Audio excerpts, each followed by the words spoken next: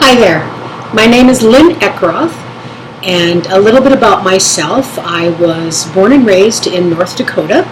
My father was a cattle rancher. We farmed and ranched.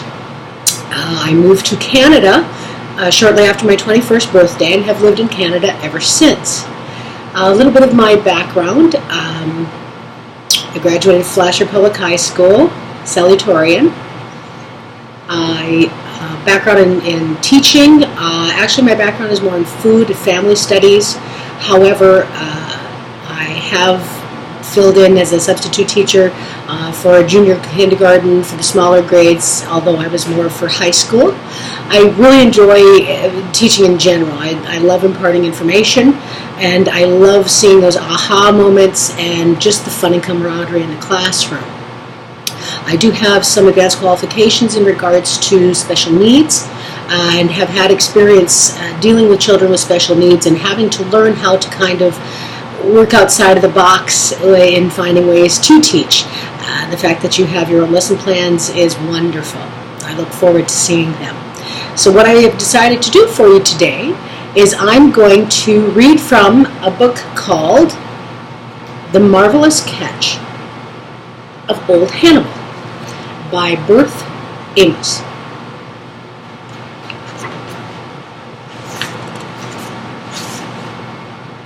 It was a lovely day down by the sea. The sky was blue and the air smelled of salt and fish.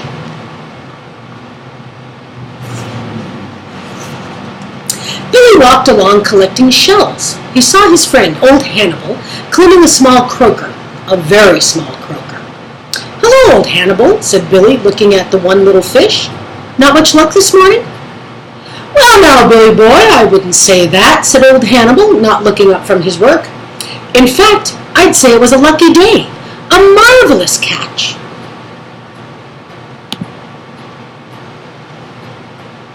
"But it's only one little itty-bitty fish, old Hannibal."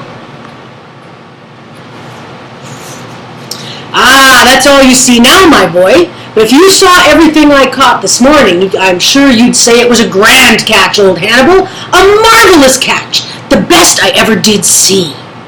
"I would? How many fish did you catch?"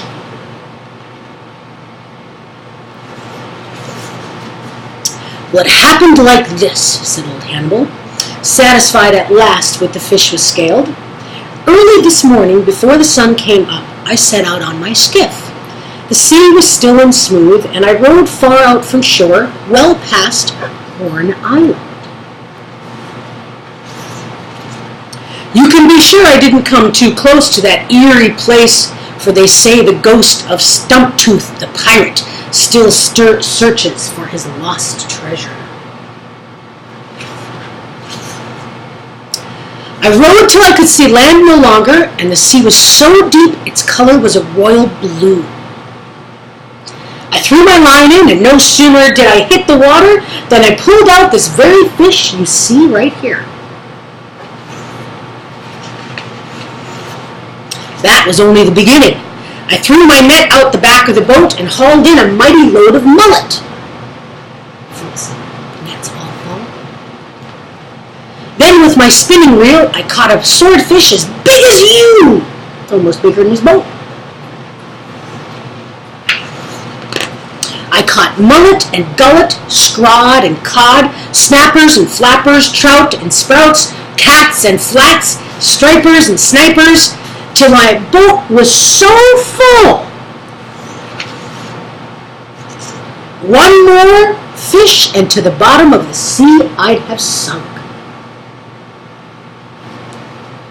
I headed for shore.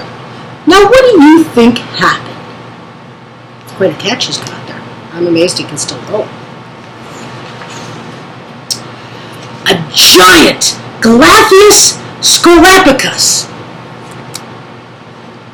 That's a fish so wicked and mean, no man has dared to study his ways. Spotted his dinner. It was my boat full of fish. He swam right up, his huge jaws gaping wide.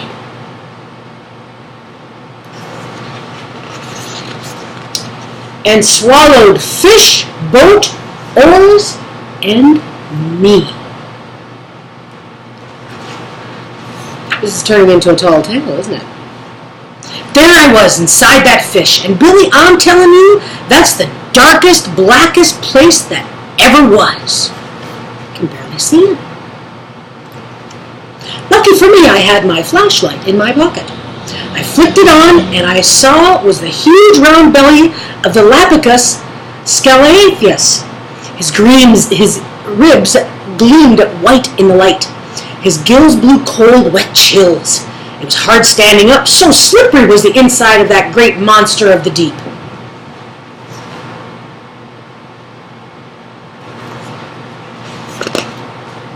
I decided the quicker I got out, the better. I thought fast, and then with my fishing pole, which fortunately I never let go, I tickled the old man-eater's ribs.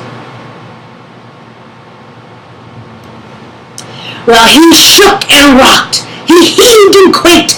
He wheezed and then sneezed. He sneezed so loud it sounded like 100 pounds of TNT. That's dynamite. And me, I started running through that fish, upside down, twirling around, till I blew clean through his nostrils. He sneezed him right out.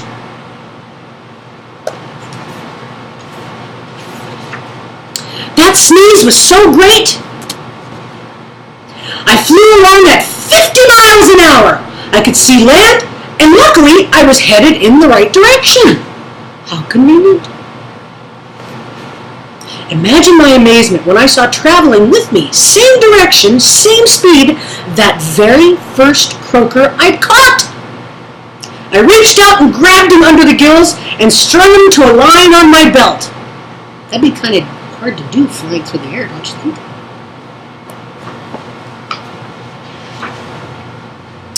By the time we landed, we were in shallow water, just a few yards from this very spot. I wandered in, and here I am.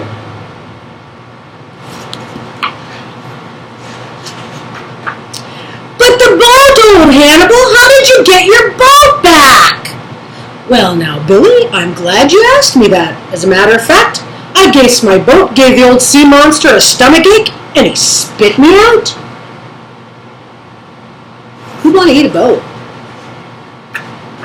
As I was cleaning this croaker, just before you came up, my boat drifted right to shore on the crest of the rising tide. Now, Billy boy, how about this here fish? Is it or is it not a splendid catch, a marvelous catch, the best you ever did see?